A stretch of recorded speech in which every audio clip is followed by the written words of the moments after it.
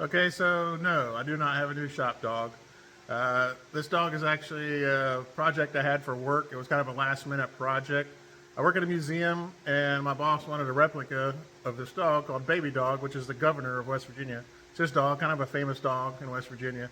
So he just wanted it as a photo op for children when they come to the museum. They can get their picture taken with it. So this video is just going to be the process of how I made the dog in basically a week and a half. So this was a bonus video. I did not plan on making this video because I didn't know this project. It was kind of a last minute project. So that's your Christmas bonus video. I'll have two more videos out before the end of the year, but this one's just the process of the baby dog. So hope you enjoy it. I started the process with some reference pictures, and then I made a grid on the drawing, and I transferred that grid to the styrofoam, which is this 2-inch styrofoam like you'd get at Lowe's. I messed my grid up, so I had to transfer the same mistake onto the boards, but I got it worked out. It was important to get the dog as precise as possible because it's a recognizable dog. It's just not a bulldog. So I needed to try to make it as recognizable as possible. Here you can see the pieces starting to go together. After I have the pattern cut out, I can make several pieces and I can determine how many layers I need to get the proper depth of it. The more layers you have, the more you get them right, the easier it is to carve because it almost takes place. Here I'm using ping pong balls for the eyes. They're a lot easier. They're a lot smoother, and once you paint them and clear coat them, they look like real eyes. Here, once I have all the patterns and the pieces made, I'm starting to glue it together, and I just use Gorilla Glue and screws to glue it all together. So here it is together for the first time, all glued together.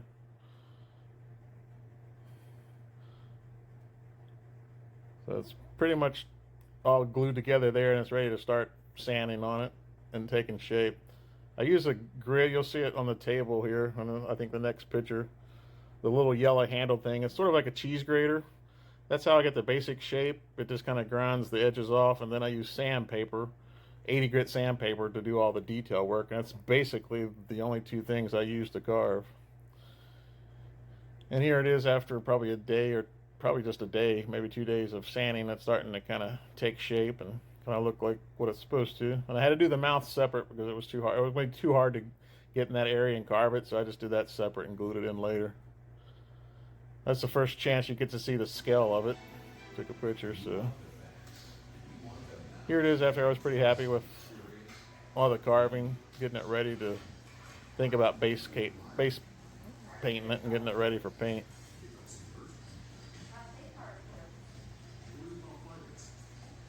So I was pretty happy with it. I don't know if I made any changes. I think I was good with it here. And then I'll probably just go right into the base coat of white.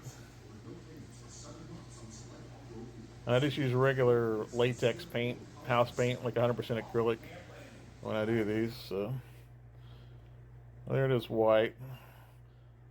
I spent a few hours mixing the collars, which will be the next thing after this. It's important to get the collars right. So whenever I paint something, I use whatever the color is. Like, I use primarily brown. I'll have 3 shades of brown. I'll have a light brown, which will be the highlight, the mid-tone, and then the dark for shadows. But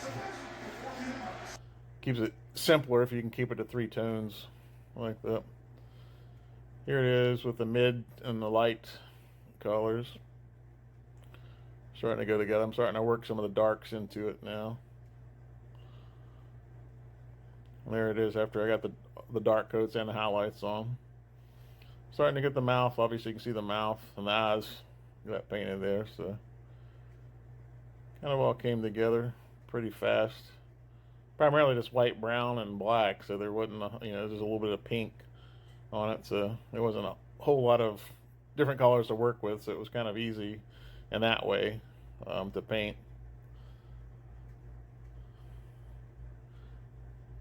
I forgot to paint pretty good and I was happy with it. Here, later, in the next scene, I'm going to his jaw area. I'll start to work in some more highlights that make it look more like the real dog.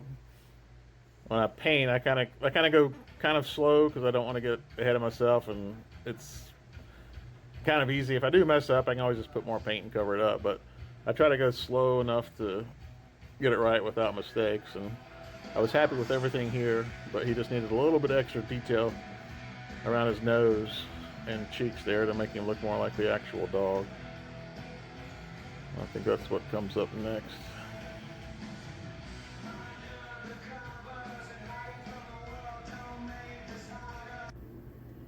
Yeah, there you can see around his jaw I added the extra. It's kind of a light bluish, pinkish color, which kind of matches the patterns of the actual dog.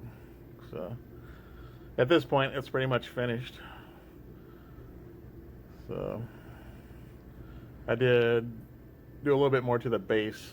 I added a little bit of highlights and darks to the base, but as far as the dog itself, it was, at this point, it was finished. I did add some clear, gloss clear to the eyes, so you can kind of see the light reflecting the eyes, and I added a little bit to the nose and the teeth and the tongue and a little bit in his mouth. Here it is the day I was taking it to work. This gives you the scale of the size of it, how big it was. I think he's 44 inches tall by 5 feet by 24 inches deep. I took it to work that morning, and in the afternoon we unveiled it at the museum. But later that day we took it to the governor's mansion, where it became the centerpiece for the governor's Christmas party. And here it is at the governor's mansion. I hear it was a big hit there. So after it left here, this was over the weekend, after it left here it came back to the museum. So between now and the rest of the year, the dog will be in the State Museum on display under the baby dog tree. So there it is. Thanks for watching. Hope you enjoyed it, and I'll see you on the next video.